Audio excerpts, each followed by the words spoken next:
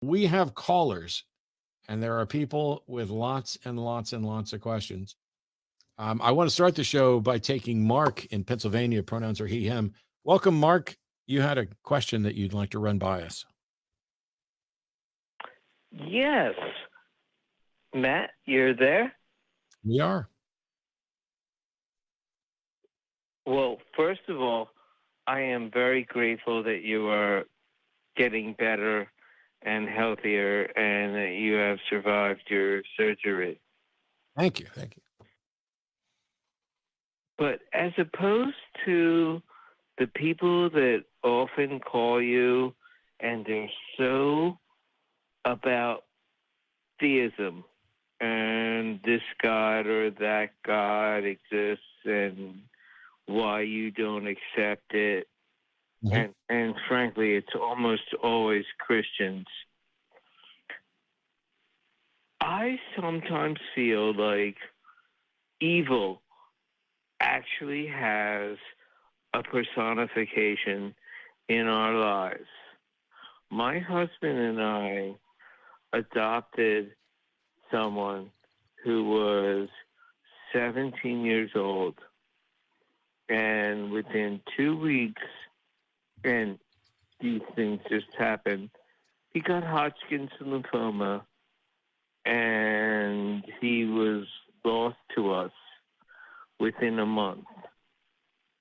And I feel like there had to have been some, not that like bad things happen, but these people who are so aggressive about their Christianity, I'm like, let me show you what hell actually feels like when you lose a child. Scott and I have been together for 22 years, and we made a decision to bring someone into our life because we were financially able to. And it's not about money, you know. It's about love. That we could Absolutely, and I'm glad that you guys were able to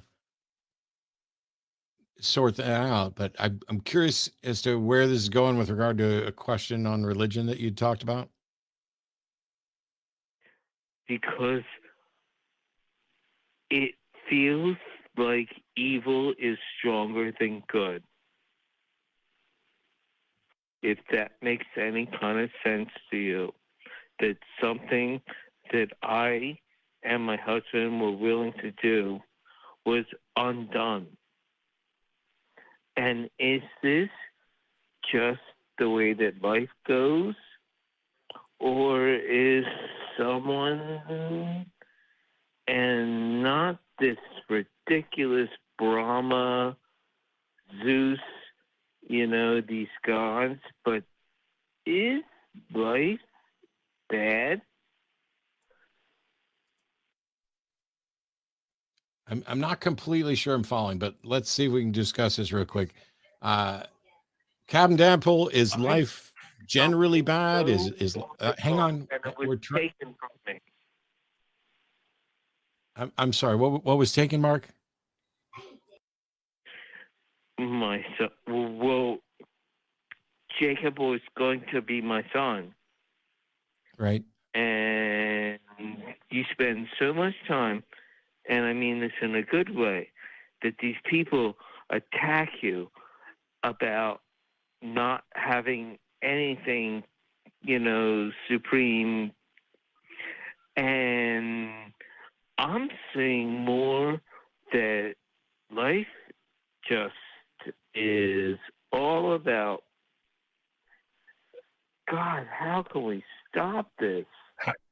Can I ask you how long you had adopted him for? Or like, how long was he your son before he passed? It was like 2 months.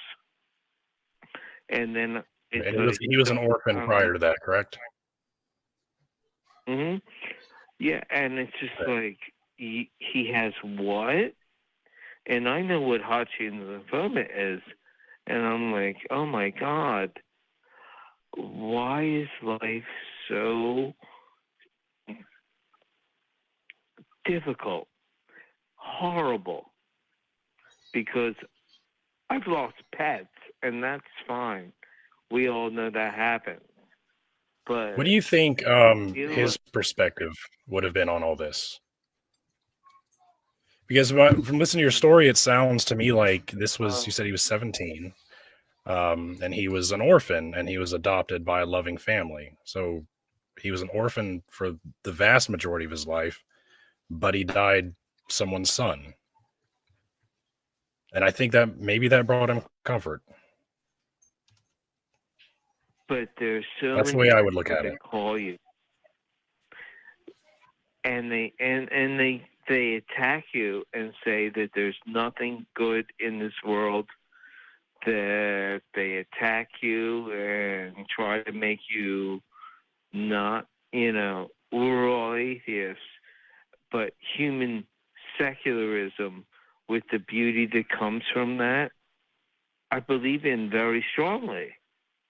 And I think that you do too. But you get so many calls where they're like, I'm not, Mark, stop. Stop for a second, Mark. I'm not at all concerned about the calls that I get. You seem concerned with what people might call us or me in general. I'm not worried about that. And they're going to attack each one of us, and they're going to attack you.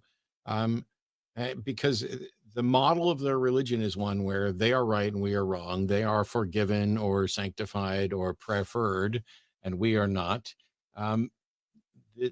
This problem of unnecessary suffering that you're kind of alluding to, of why is the world so filled with suffering? It doesn't make sense in the light of a God that is caring and benevolent. And so the question that you were originally asking was, how are there people who can actually believe in a God in the face of all this suffering?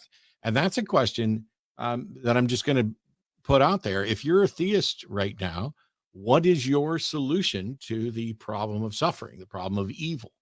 How is it that you managed to reconcile the fact that you believe there's a God that is benevolent, presumably, and all-knowing, etc., who does not fix some of the problems or allows some of the problems? You don't get to write it all off as, well, it's human free will, because human free will has nothing at all to do with giving an infant non-Hodgkin's lymphoma. That's just asinine. So Mark, I tell you what, I've got a bunch of stuff I want to get to, and I'm really, sorry that you're, experience loss like this and are suffering with it. I want to make sure that we give people an opportunity to call in and say, no, Mark, here's the part you missed. Here's the thing about God that you missed. So, we're going to go ahead and move on from here and see if we can get anybody to call in and address this. And in the meantime, well, thank you for the call. And maybe after these announcements, thank you for your time. Thanks, man. And after these announcements, maybe don't let anybody, say to you things that it's like you can just respond. Juvenile cancer. There's your God. Yep. Thanks a lot, Mark. And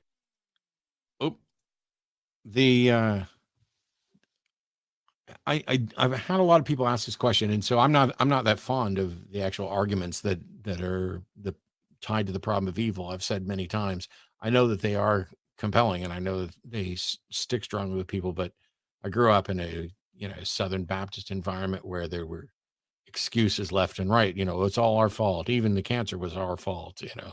Man brought sin into the world. It wasn't God's plan, and blah blah blah. Oh yeah. But generally speaking, how good or bad do you find life for you?